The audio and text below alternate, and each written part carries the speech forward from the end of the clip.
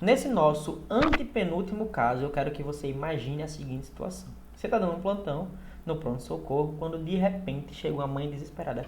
Pelo amor de Deus, alguém me ajuda, alguém ajuda meu filho. Ela está com a criança nos braços de mais ou menos 7 anos, você vê aquela cena acontecendo e vai logo atender ela. Ela, doutor, por favor, ajude meu filho. Calma, senhora, o que é que aconteceu? O que é que aconteceu? Me conte o que aconteceu. Ela, doutor, meu filho estava brincando com aqueles bonequinhos, aqueles Lego, aqueles negócios, e de repente, quando eu olhei para ele estava com uma falta de ar absurda. Eu não sei o que aconteceu, ele não estava respirando, ele está ficando roxo, doutor, pelo amor de Deus, me ajude. Calma, como é o nome dele? Esse é Maxwell, meu filho, ele tem 6 anos, doutor, por favor, não deixe ele morrer, ele é meu único filho, doutor. Faça alguma coisa. E você, desesperado com aquela situação, respira. Calma, eu preciso me concentrar. Eu sei exatamente o que fazer. Eu preciso monitorizar essa criança. Preciso colocar um oxímetro nela, ver o pulso dela, como é que tá e tudo. Oxigênio urgentemente, porque ele está saturando, ele está ficando roxo, ele está ficando todo vermelho pelo corpo todo, porque ele já está com uma falta de ar desde que ele saiu de casa.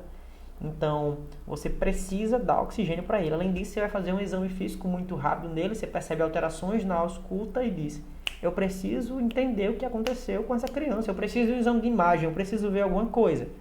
E óbvio que não seria uma UPA se não tivesse somente um raio-x para lhe ajudar.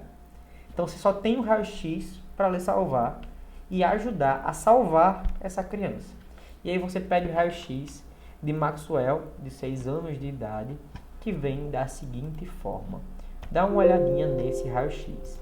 A gente está diante de um raio-x que, mais uma vez, você não tem a obrigação de saber sobre raio-x, mas eu quero que você dê uma olhada. Esse raio-x é um raio-x que tem uma lesão hipotransparente, passa poucos raios-x por essa região no terço médio e inferior do pulmão. Aqui em cima eu consigo ver alguma coisa. Parece pulmão, parece outra coisa, parece sei lá o que, mas isso aqui é obviamente diferente do terço médio e terço inferior desse pulmão. Além disso, isso aqui que é a traqueia e deveria estar passando por aqui, bem como isso aqui é vaso e coração, deveria estar passando aqui, está sendo puxada para cá, a gente está tendo um desvio das estruturas, e a mais evidente de todas é a traqueia, para o lado ipsilateral da lesão, para o mesmo lado da lesão. Se você observa isso aqui com bastante cuidado. Observa com bastante cuidado. Você vai perceber que tanto aqui como aqui eu tenho uma diminuição dos espaços intercostais. Compara esse espaço intercostal com esse aqui. Eu acho que esse é o melhor que dá para ver. Mas nos outros você também consegue perceber se forçar um pouquinho a vista. Mas esse aqui está incrível de ver. Então a gente está diante de um raio-x que tem exatamente essa alteração. A história que a gente tem é uma criança que estava brincando com Lego e começou a fazer isso. O que aconteceu com esse paciente é que ele simplesmente engoliu uma peça de Lego e essa peça de Lego obstruiu um pedaço do pulmão dele. E simplesmente não tem mais ar chegando nesse pulmão. O nome disso é atelectasia.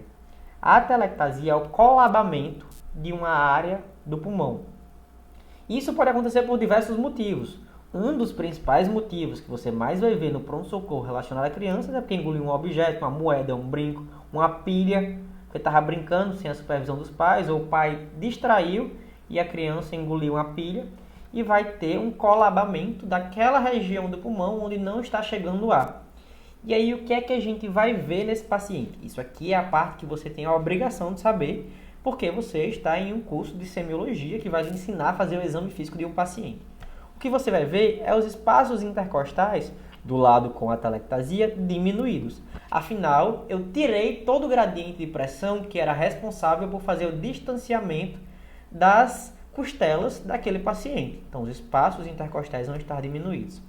Além disso, você pode olhar para essa fúrcula external desse paciente e ver que ela está desviada para o lado do pulmão que está com a atelectasia. Porque eu não tive uma redução da pressão. Se eu tive uma redução da pressão e a pressão desse lado é maior, ela vai empurrar as estruturas. E esse empurramento das estruturas é tão forte que até mesmo a fúrcula external do paciente pode estar desviada.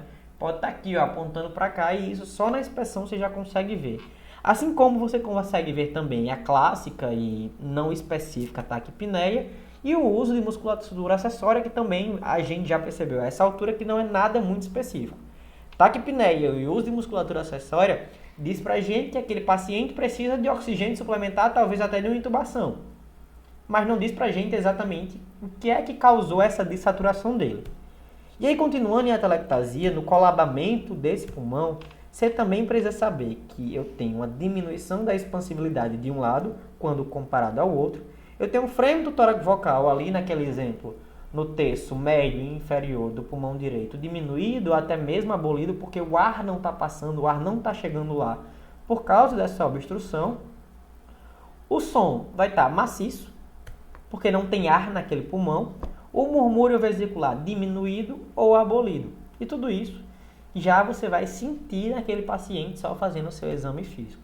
Além disso, um detalhe é que a ressonância vocal naquela região, obviamente, por lógica, você consegue perceber que vai estar diminuído. Afinal, a caixa de voz do paciente, o instrumento de voz dele vai estar alterado. Ele não tem a produção de ar, o acúmulo de ar para eliminação naquela região do pulmão. Então, se eu tenho uma alteração do aparelho fonético dele, é óbvio que a ressonância vocal vai estar diminuída. E aí, uma coisa que eu tenho certeza que você gostou nas últimas aulas é o que é que a gente faz diante de um paciente como esse. Eu lhe ensinei em todas as aulas o que é que a gente deveria fazer diante de um paciente como esse. Agora, um paciente com atelectasia, você tem um pouquinho mais de complicação do que você tem que fazer, porque acaba exigindo muito uma conduta do especialista. Porque se é um objeto que foi lá e obstruiu aquele pulmão, ele vai precisar pescar aquele objeto. Ele vai precisar ir com um broncoscópio, por exemplo, guiado por uma câmera, ir lá e pescar essa estrutura que obstruiu para retirar de lá e desobstruir esse pulmão. É isso que você vai precisar fazer de um paciente com atelectasia. Então, se você está no interior, você provavelmente vai precisar encaminhar para o hospital de referência.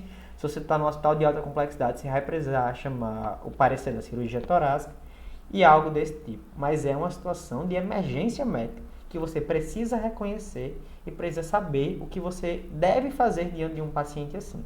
Espero que você tenha gostado da nossa aula e vamos para os 2 últimos casos clínicos nas próximas aulas. Muito obrigado e até a próxima aula.